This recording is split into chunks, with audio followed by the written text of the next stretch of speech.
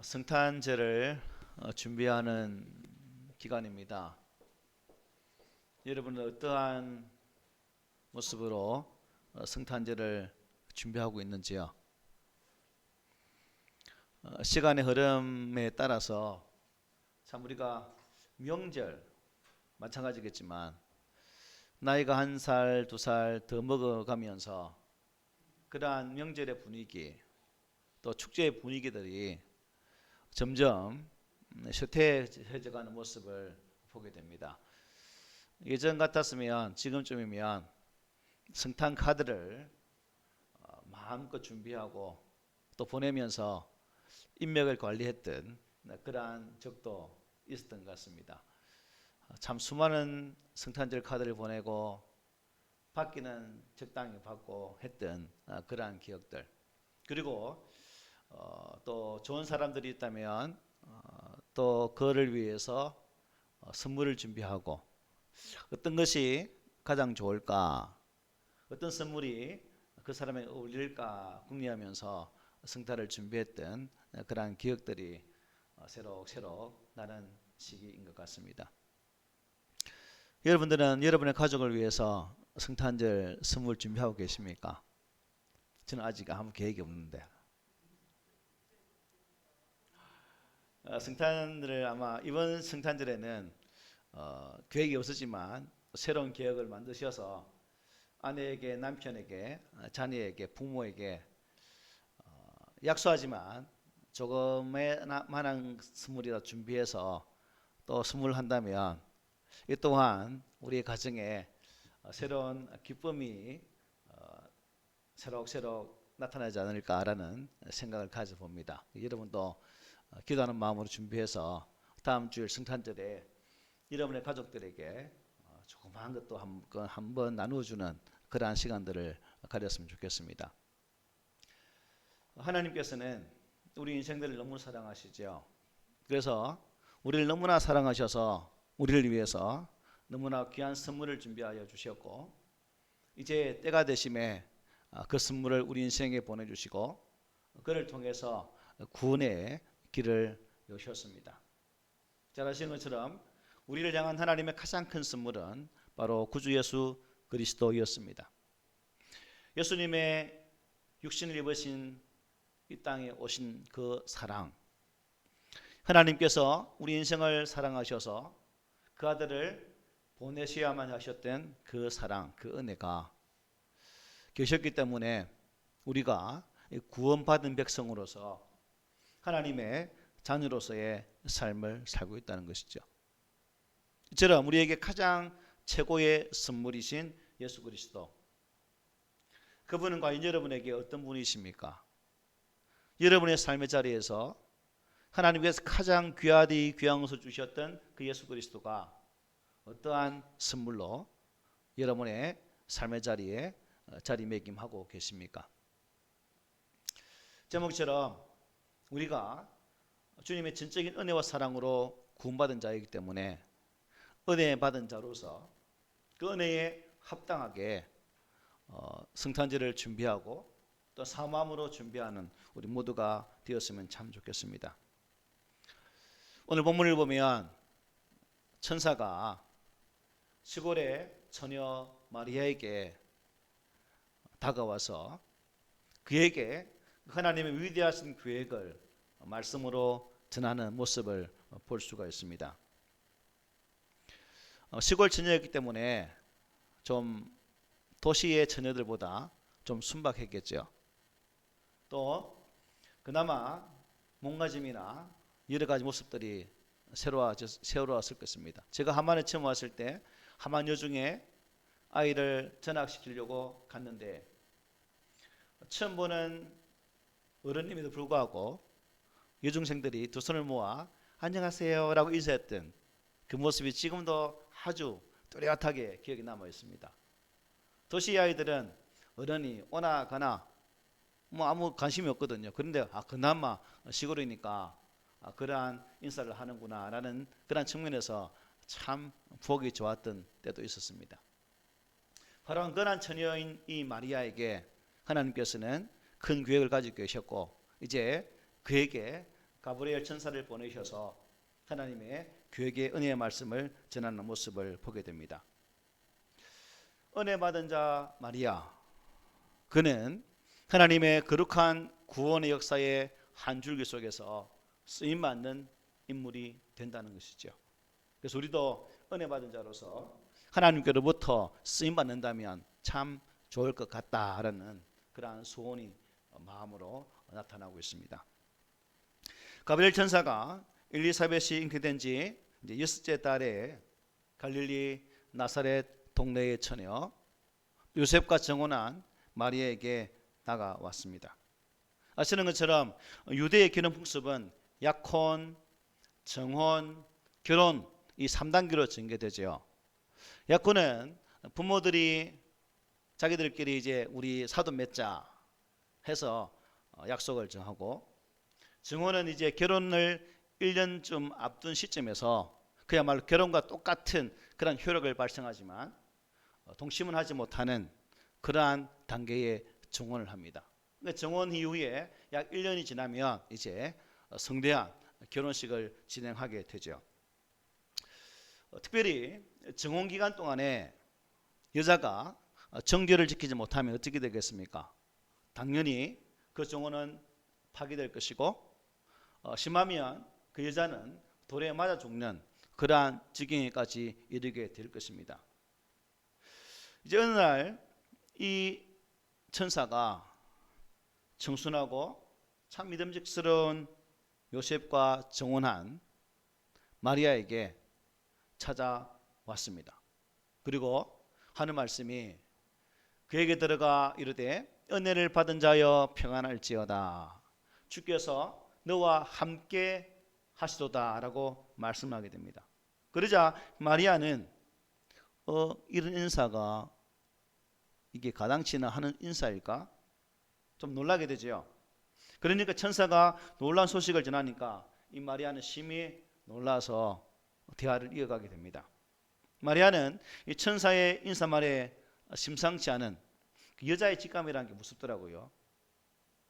최근에 제가 또 교회 일을 하면서 여자의 직감이라는 게 그냥 그야말로 엄청나게 무섭다는 것을 느끼거든요. 마리아도 아마 여자의 직감으로 심상치 않은 일이 벌어질 것이다라는 것을 아마 느꼈나 봅니다.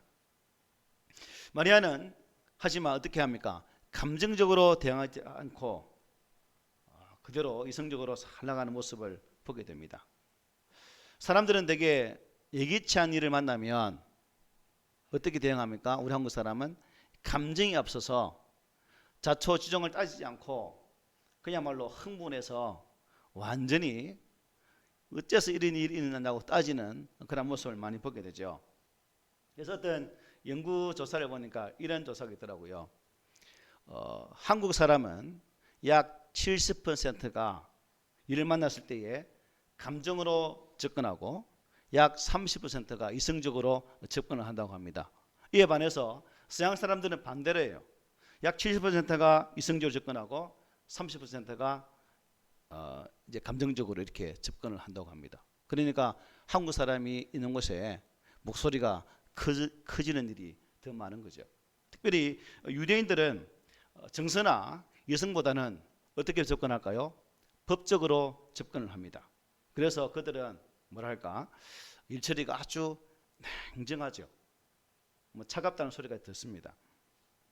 그러므로 우리는 어떤 문제가 있을 때 감정을 앞세우지 말고 이것이 하나님 안에서 무슨 의미와 뜻이 있을까 한번쯤 곰곰이 생각을 해보고 또 기도하는 마음으로 접근해야 될 줄 믿습니다. 그러면 관계가 쉽게 깨어지지가 않죠.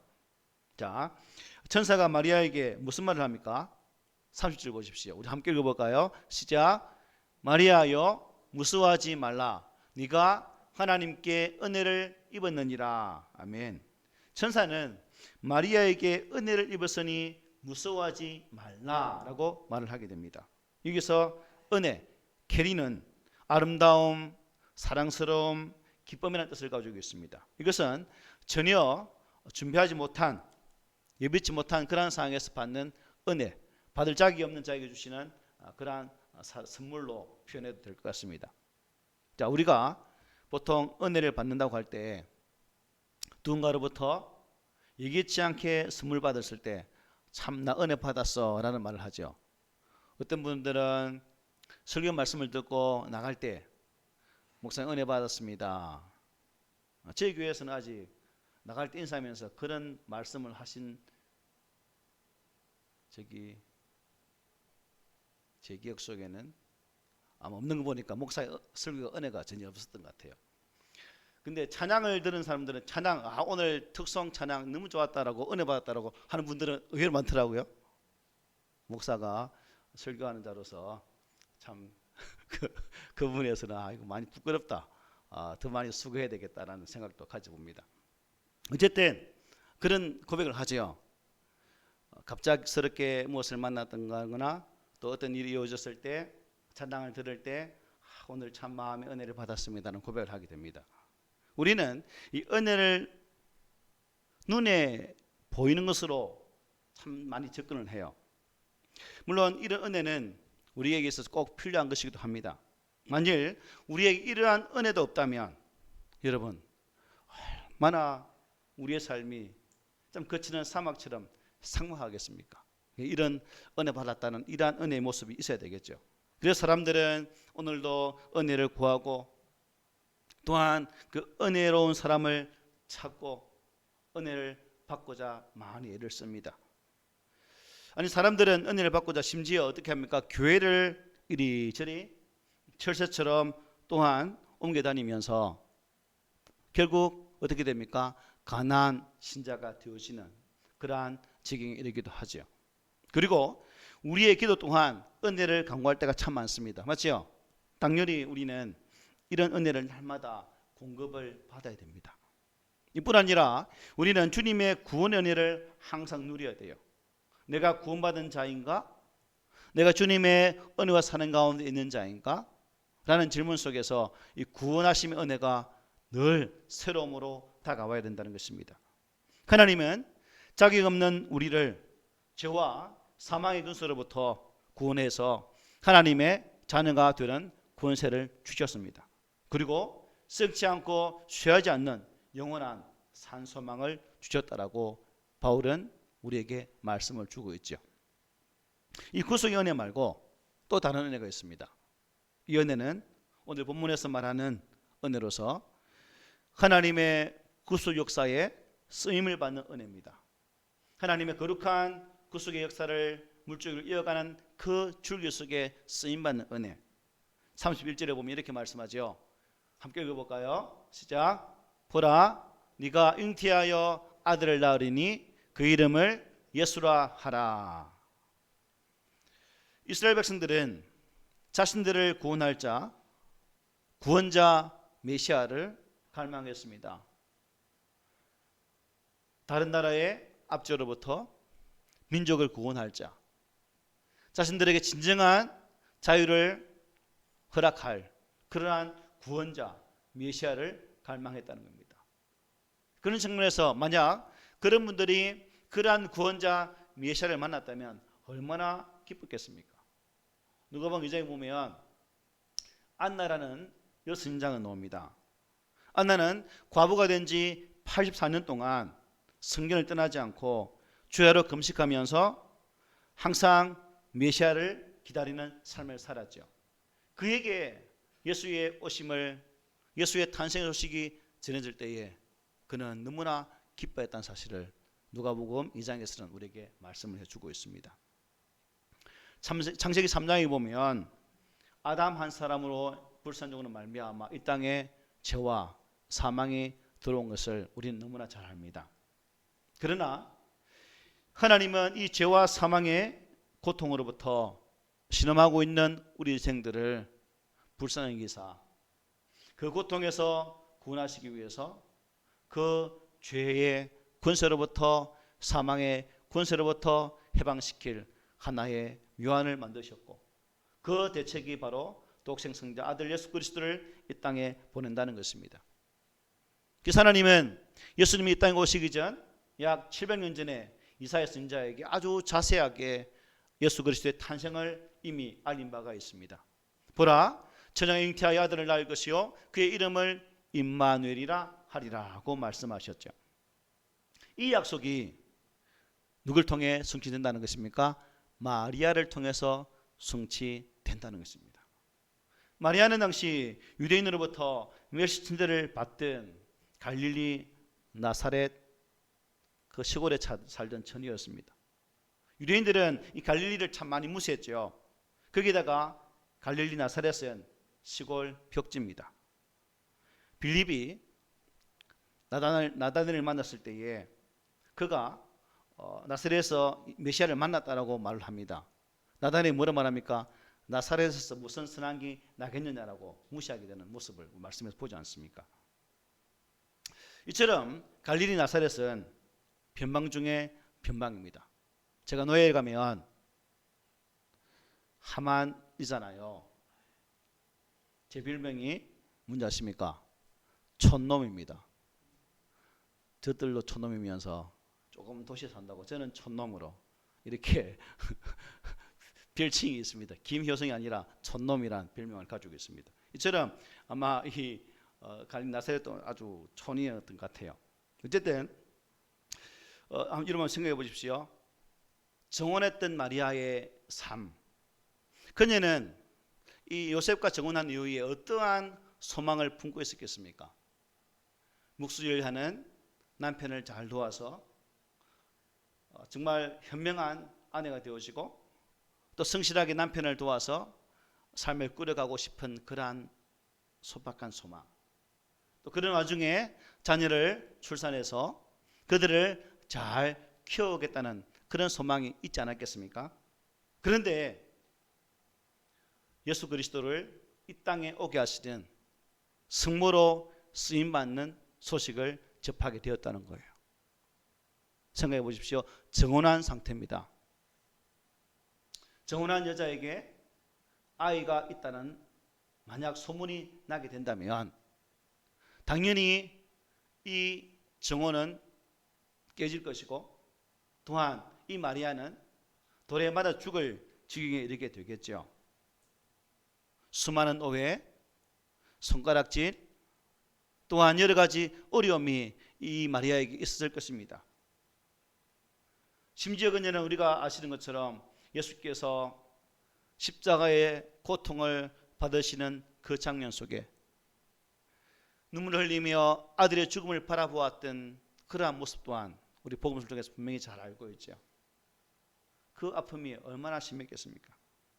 그러나 마리아는 그녀가 예수 그리스도의 어머니가 된다는 그 사실 앞에 결국 하나님의 거룩한 구속의 역사에 쓰임받는 그 사실, 그것이 있었기 때문에 고난도 오해도 또한 자칫 잘못하면 죽음도 올 수 있는 그 힘든 길을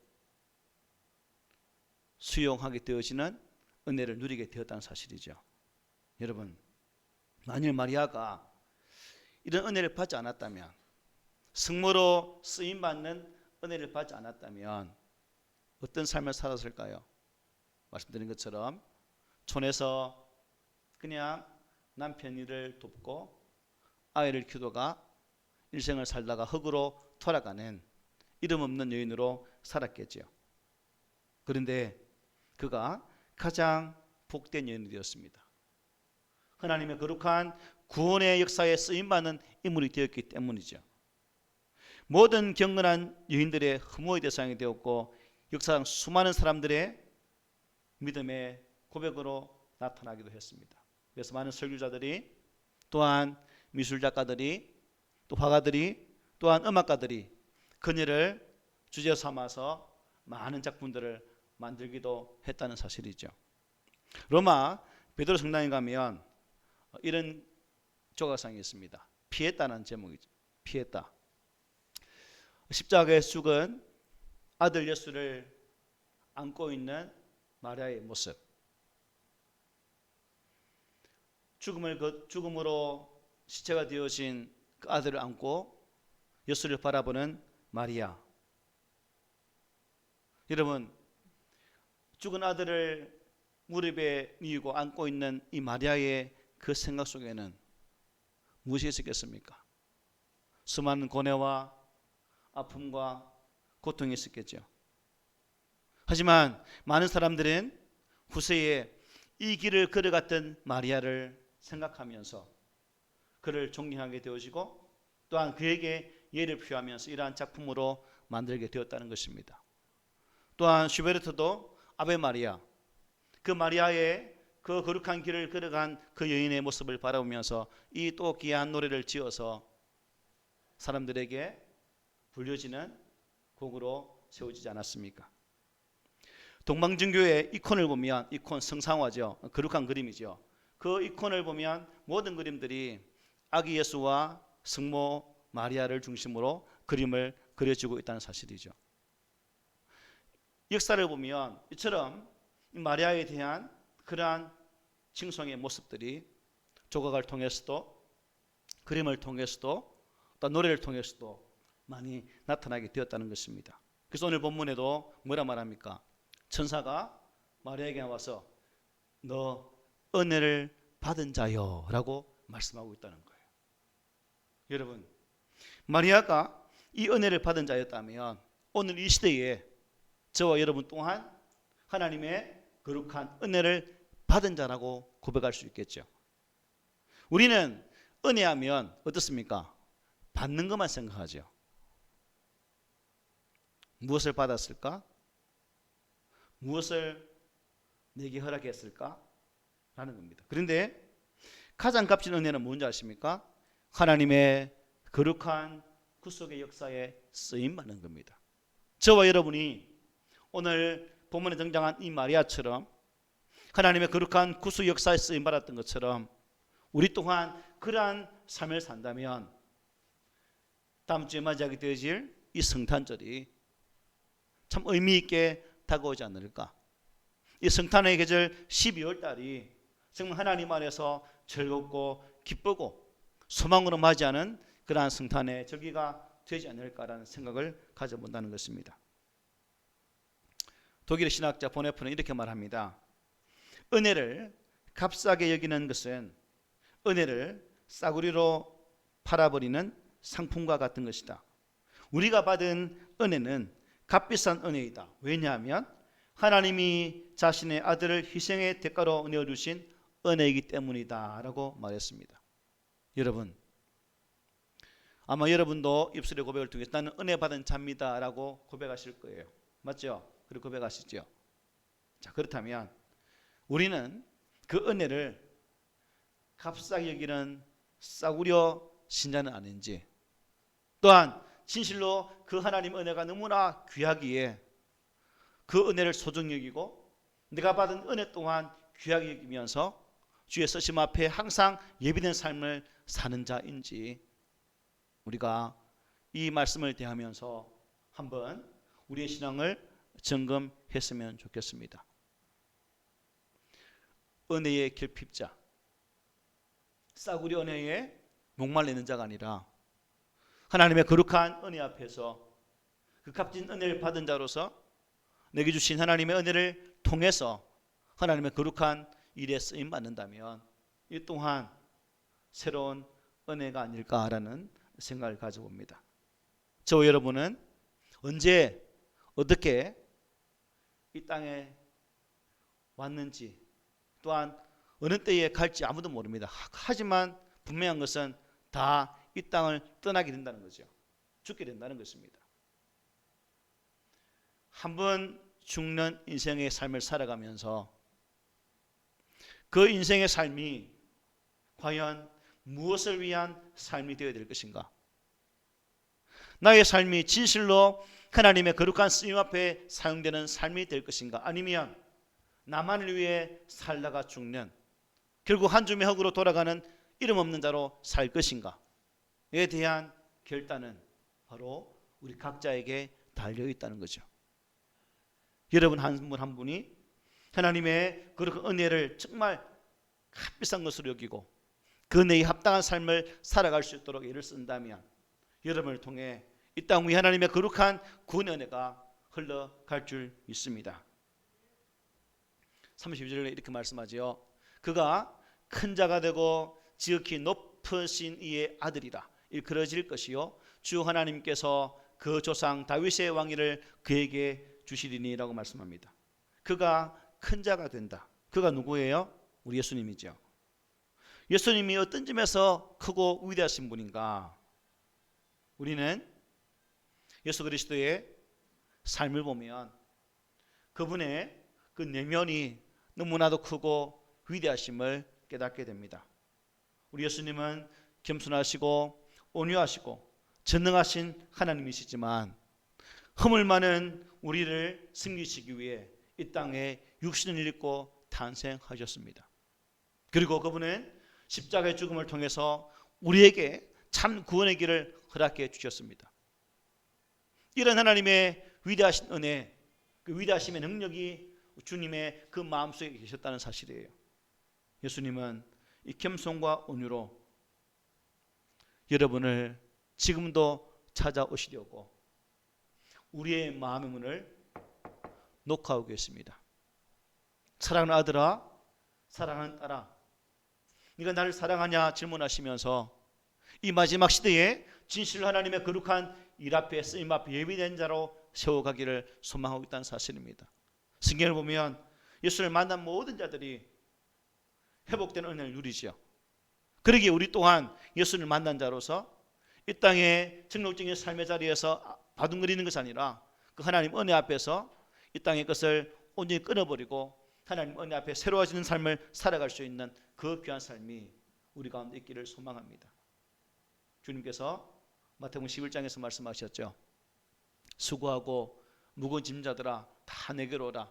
내가 너희를 쉬게 하리라. 나는 마음이 온유하고 겸손하니 나의 멍에를 메고 내게 배우라. 그리하면 너희 마음이 쉼을 얻으리니 이는 내 멍에는 쉽고 내 짐은 가벼움이라 하시니라고 말씀하셨습니다. 여러분, 삶의 자리가 힘드십니까? 내게 주어진 시간의 삶을 살아감에 있어서 그것이 고통스럽습니까? 우리 주님께서 당신 안에 거할 때에 우리의 인생의 짐이 가볍다라고 말씀하십니다. 이 성탄을 준비하는 계절에 우리의 인생을 짐을 지시고 또한 우리에게 은혜 주시길 기뻐하실 그 주 예수를 만남을 통해서 여러분의 인생의 짐이 가벼움을 느낄 수 있는 또 가벼움으로 살아갈 수 있는 그러한 복이 임하시기를 주의 말씀으로 축복합니다. 그리고 33절 보십시오. 이렇게 말씀하죠. 영원히 야곱의 집을 왕으로 다스릴 것이며 그 나라가 무궁하리라 말씀합니다. 즉 예수 그리스도는 우리의 영원한 왕이라는 것입니다. 여러분 그렇습니까? 다윗의 왕위로 계승하여 이 땅에 오신 예수 그리스도가 여러분의 진정한 왕이심을 믿으십니까? 그 예수 그리스도는 이 땅에 오셔서 영원한 길을 내셨습니다. 사람들을 가까이 하셨고 연약한 자, 가난한 자, 소외된 자를 그의 품에 안으시고 그들에게 은혜와 사랑을 부어주셨습니다. 이 땅에 만약 그러한 정치가가 있다면 여러분 간쓸게 다 내려놓지 않겠습니까? 그런데 이 땅에는 우리 인생에게 천만족을 줄 어떠한 위인도 어떠한 정치가도 존재하지 않습니다. 오직 한 번 예수 그리스도가 우리에게 그 길을 허락한다는 사실이고 이 예수 그리스도 오심을 준비하는 삶을 산 자가 바로 오늘 본문에 등장했던 이 마리아라는 것이죠. 마리아. 천사가 마리아에게 이 거룩한 일에 쓰임받기를 소원했을 때 여러분 어떤 일이 벌어집니까? 중간에 옥신각신 대학 오고 가고 왔지만 그녀의 마지막 고백이 무엇입니까? 우리 이것이 함께 읽어봅시다. 시작. 주의 이종요원이 말씀대로 내게 이루어지이다. 아멘. 천사의 말에 마리아는 No thank you 하지 않았습니다. 주의 이종요원이 말씀대로 내게 이루어지이다라고 고백했습니다. 이 말은 결국 마리아의 신앙 고백이요 또한 그녀의 기도이기도 하고 그의 순종의 고백이기도 했습니다. 여러분 말씀대로 되어진다는 것, 이 고백 앞에 천사는 마리아에게 떠나는 모습을 오늘 본문은 우리에게 말씀합니다. 오늘 이 시간 우리 주 성령께서 여러분들에게 찾아오셔서 우리에게 하나님의 거룩한 일 앞에 쓰임받도록 은혜 주실 때 마리아는 Yes Lord라고 고백했습니다. 우리에게도 이러한 고백이 있기를 바랍니다. 주님, 그렇습니다. 주님이 쓰신다면, 주님이 나를 주님의 거룩한 구원의 사역에 쓰신다면 저 또한 그리스도 앞에 사용되겠습니다 라고 고백할 수 있는 그 고백이 있기를 바랍니다. 그래서 성탄절에, 성탄의 계절에 정말 주님이 우리 안에 정말 기쁨을 줄 수 있는 그 성탄의 즐거움이 세상 사람들의 즐거움과 기쁨이 아니라 예수 안에 있는 자들의 진정한 축복이 될 수 있도록, 진정한 축제가 될 수 있도록 예수를 맞이하는 그러한 저와 여러분들이 되기를 소망합니다. 은혜를 받은 자요, 은혜를 받은 자요. 마리아의 고백, 마리아의 신앙 결단, 이제 우리가 이 시간에 그러한 결단의 모습으로 서야 되지 않겠습니까? 예수님, 다시금 나의 신앙을 점검하고 결단하면서 하나님 앞에 쓰임받는 제가 되기를 소망합니다. 나의 삶의 걸음을 인도하시고 붙잡아 주셔서 결코 흔들리지 않는 믿음의 삶을 살아 지극히 높으신 하나님의 아들을 찬양하는 자리까지 나가겠습니다라고 고백하는 우리 모두가 되셔서 돌아온 주일 성탄절에 그러한 고백의 은혜가, 찬양의 소리가 우리 입술을 통해서 선포되기를 오늘 주신 말씀으로 공부하면서 축복을 드립니다. 아멘.